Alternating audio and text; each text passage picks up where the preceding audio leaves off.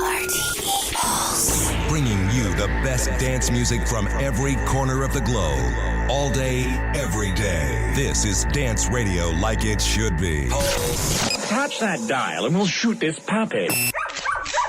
PULSE. Ireland's digital dance music radio station. It's your station, it's your music. And it all belongs to you. RTE Pulse. Music for the millennium generation has begun.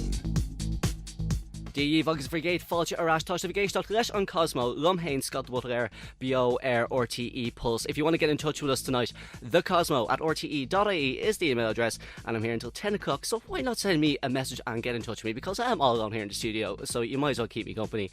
Now, normally, the Cosmo enjoys the odd piece of exclusive news or music for the gay community in Ireland. This, however, is not just an exclusive for the gay community, but for Ireland in general. Up-and-coming electro-pop singer Alexander Price has been tagged by England's Bent magazine as something quite spectacular, and he's on the phone from London for the Cosmo. So, Alexander, you're very welcome. Is this your debut on Irish radio? I believe it is, actually. Yes, this is my first time on Irish radio. Right, well, in that case, I'm very much honoured for you to be on the phone. Okay, you're fairly unknown at the moment as a singer, but you have done a fair bit of stuff so far. What has been the beginning for you? What have been the influences to bring you to be where you are now? Well, right back at the beginning, I trained initially as a performer, as an actor and a dancer, and a singer. So I kind of did the whole stage school shebang. Okay. And then when I left stage school and I went to university and studied a degree in contemporary dance and took more of an arty route. And then I graduated from university and I moved to London. And I just thought, well, what is it I actually want to do, and how do I utilise all these kind of not talents, but the background that I've got. And so even from the very beginning, you were a performer. Keen on performing, yeah. It was more the whole package of performing, the acting, the dancing, the singing. And I just started hanging out in different nightclubs in London and meeting different people like producers and designers and performance artists. And I just kind of got inspiration to start up my own sort of performance art meets music orientated act with other artists and musicians who got involved as well. And then kind of from there it developed steadily into more of a kind of pop dance orientated project. I met my most recent producer about a year ago in a nightclub where I was doing a performance and he was DJing, and we've kind of taken it from there in terms of popifying my sound, so to speak. Right, okay. Something that just ran by me there, and I think it's interesting because I can associate it with the media, but with music, do you think it's, you have to have a certain amount of talent, but also you have to be at the right place at the right time? Yeah, absolutely. I think look is a huge factor in becoming successful. Yeah.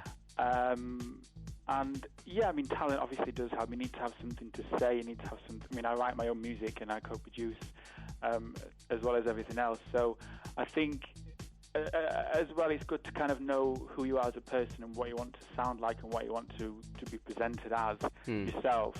I think that's quite important. All right, okay. Well, now you mentioned that you do co-write songs. What are your main influences? I've got some quite diverse influences. Okay. Anything from like the Pet Shop Boys and Giorgio Moroder to kind of really modern dance music that is played in the clubs like Life Like or Tigger or Felix the House Cat. Wow, so that's a pretty broad spectrum now. It is. To go from Pet Shop Boys to Felix the House Cat, how can you find a balance there? Is it just a case of kind of trial and error? Yeah, it is. We go in with lots of different ideas and prior to actually constructing the music, the productions, I go in armed with lyrics and melodies and different ideas that we can reference. Because I'm a visual performer as well, I tend to have an idea when I'm actually writing the words and the melody before we do the music, how I feel it could be presented from a visual perspective, and I kind of get a sense of the marrying of the visuals and the music. So in that respect, it's not so hashed together. It's more of a gradual creative process. Okay, and when you're saying that it is a visual process, does that mean that you're not just selling a song, you're selling an entire performance? Well, yeah, I design my own clothes for the shows that I do, the gigs that I do. I'm a trained dancer, and dance is a huge part of my act. I work with a female dance troupe called the Designer Babies, who come on stage with me, and everything is choreographed and well, I guess styled, if that's the right word, by me. Very, very good. Okay. So you have said to myself earlier on before we went on air that you're a gay man yourself. Yeah. So does that come across in your music, do you think, or does sexuality come out when you're trying to co-write songs? Does it have any effect? Well, on the one hand, I kind of write from my own experience, and that experience is obviously as a gay person. But in the same breath, I don't really, when I listen to my music, I don't really get the sense of it being like written exclusively for the gay market or the gay audience. I think it speaks to a lot of people in the city. The current song that I'm doing at the moment, I think is basically for anyone who's frustrated or feeling like they want a sense of adventure. So it's more focusing on an emotion rather than a situation. Yeah, absolutely. And obviously I've got friends who also have experiences, and I tend to bring other outside influences into the lyrics and the work. On stage I work with a girl dance troupe, and I think we try and keep things as diverse as possible because we want as many people as possible to get it and be entertained by it. So, in terms of getting yourself out there, what have you done so far in England or even in the UK?